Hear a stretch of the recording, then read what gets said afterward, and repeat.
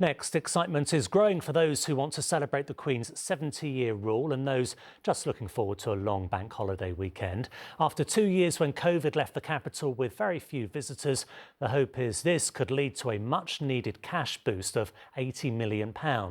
Our political correspondent Simon Harris reports on the latest preparations for the Platinum Jubilee.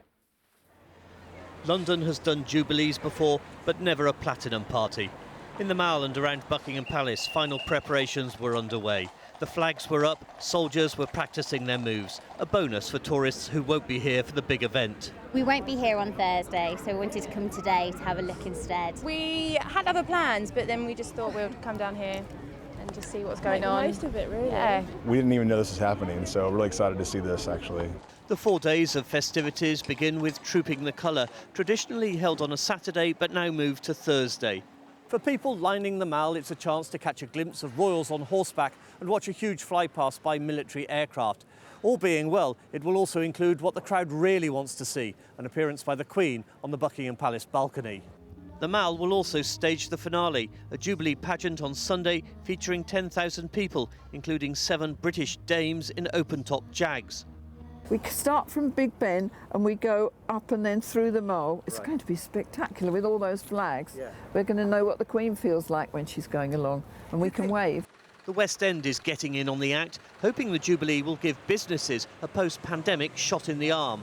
We're expecting 2.6 million domestic and international visitors here over the 4-day weekend, probably going to generate in the region of £80 million for our hotels, restaurants and retail and all the visitor attractions that are here in London. It's really a special moment for London. With so many people heading for central London, the capital's public transport system will be tested. TfL is confident the buses, tubes and trains can cope. There are no planned closures. We're running a full service. So the best way to travel around the city to enjoy the festivities is by public transport, walking and cycling. Many Londoners like Debbie are organising community events. Her street party in Camberwell boasts a corgi trail. This corgi is one of the decorated corgis that have been done by the school children. It's special needs children, secondary schools, primary schools. They're really excited. But by far the biggest crowds will be here. Tens of thousands are expected. Simon Harris, ITV News, The Mall. Good evening. It is the long weekend that everyone's been counting down to, but if you're trying to go abroad right now, you're in for a long haul. Today, there are yet more cancellations by the airlines, and if you do get to a terminal building, you'll be met by snaking queues. It is, as we've been hearing for months now, because of staff shortages. Heathrow needs an additional 1,000 staff by the end of the year. Getting away by train is no easier. At St Pancras, the queue for Eurostar spilled out onto the street. Our political correspondent Simon Harris reports. It's known as Britain's busiest airport, and Heathrow was living up to the title.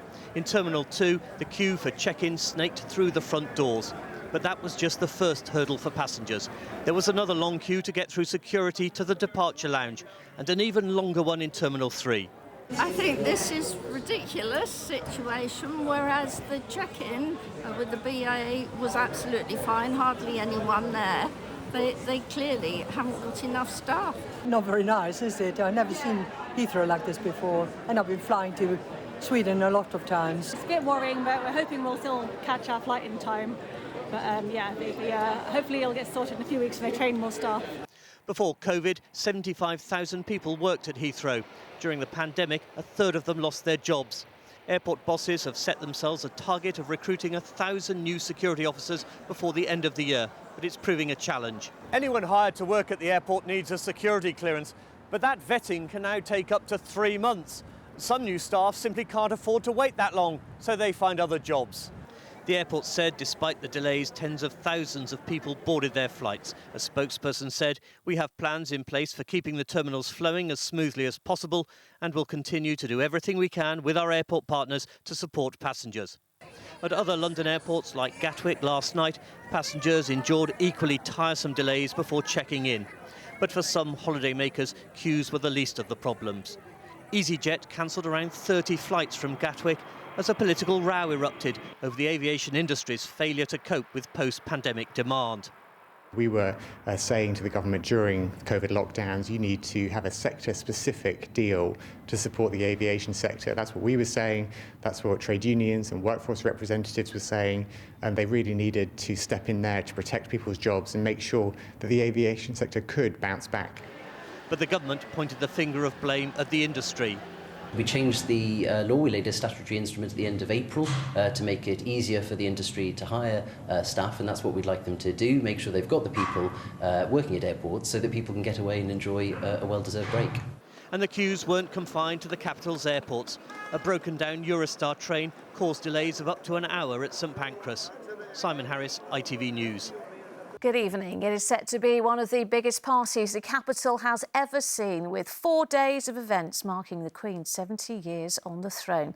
The Platinum Jubilee will be celebrated right across London, from street parties to concerts, exhibitions and pageants. It'll be watched by millions here and around the world, all to honour Queen Elizabeth II's remarkable reign. On this special programme, we'll have sneak previews and hear from the stars running the big show. But first, our correspondent Simon Harris has the latest from Buckingham Palace.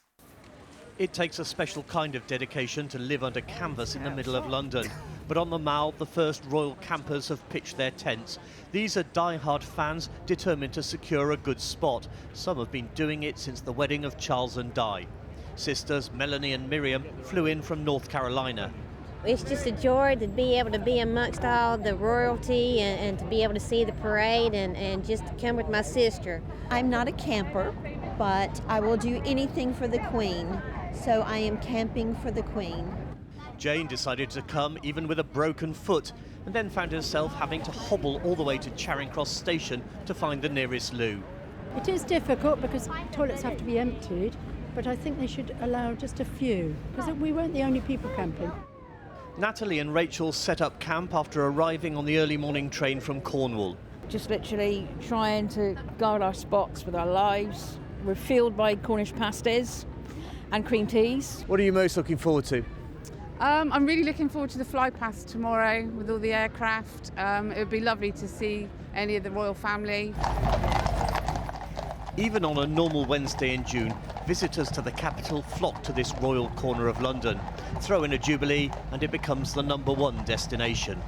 Buckingham Palace is out of bounds to tourists behind a security cordon, but that hasn't stopped hundreds of people lining the Mall today, hoping to catch a glimpse of something.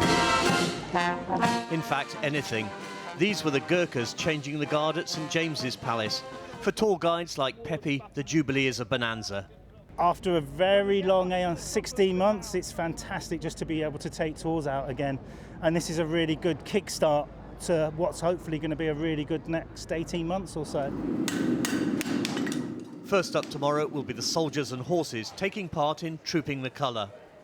It's quite cool to be part of such a big historical event, especially being the Platinum Jubilee. And last year we did a smaller Queen's Birthday Parade at Windsor Castle, so this year it's quite good that it's back in its full with all the other units taking part. With hundreds of thousands of people using the tube and trains over the next 4 days, the police have issued a warning about pickpockets. It's very heavily linked to organised criminality, both in this country and on the continent. We work very closely with our other police force colleagues and also with those on the continent to try and identify gangs that are operating and be able to target them. The Mall has seen coronations, royal weddings and jubilees, but never before one celebrating a 70-year reign.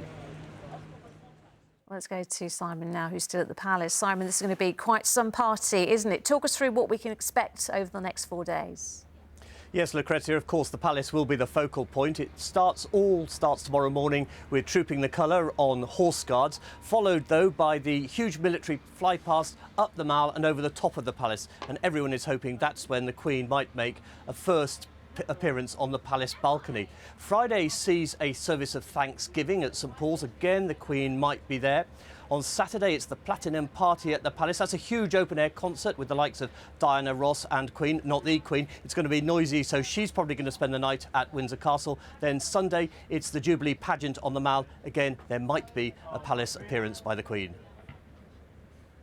All right, Simon, thank you.